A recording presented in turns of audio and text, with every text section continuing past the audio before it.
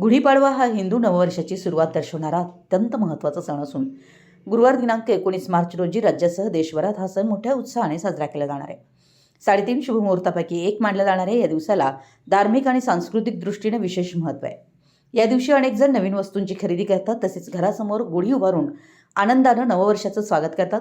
गुढी उभारताना काही पारंपरिक वस्तूंचा समावेश केला जातो.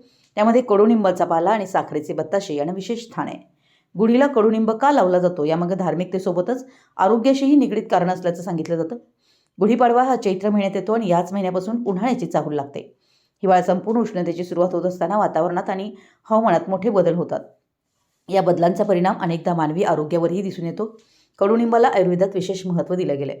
कडुनिंबाच्या पानांमध्ये शरीरातील दाह कमी करण्याची आणि उष्णतेचा परिणाम कमी करण्याची क्षमता असल्याचं मानलं जातं.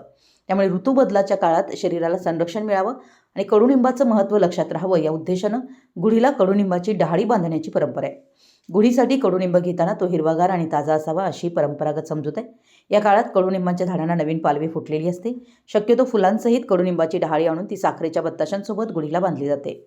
कडुनिंबाचा कडवटपणा आणि बत्ताशांचा गोडवा हे जीवनातील सुखदुःखाचं प्रतीक मानलं जातं. ऋतूबदलाच्या काळात जीवनात येणाऱ्या विविध अनुभवांचा समतोल राखण्याचा हा संदेशही या परंपरेतून दिला जातो. आरोग्याच्या दृष्टीनेही कडुनिंब अत्यंत उपयुक्त मानला जातो. कडुनिंबाची पानं रक्तशुद्धी करण्यास मदत करतात आणि शरीरातील उष्णता कमी करण्यासाठी त्याचा उपयोग होतो असं आयुर्वेदात सांगितलं जातं. त्यामुळे अनेक जण या काळात कडुनिंबाच्या पानांचा रस पिण्याची प्रथा पाळतात. गुढीपाडव्याच्या दिवशी गूळ, खोबरे आणि कडुनिंब एकत्र करून त्याचा नैवेद्य गुढीला दाखवला जातो आणि तोच प्रसाद म्हणून सर्वजण ग्रहण करतात.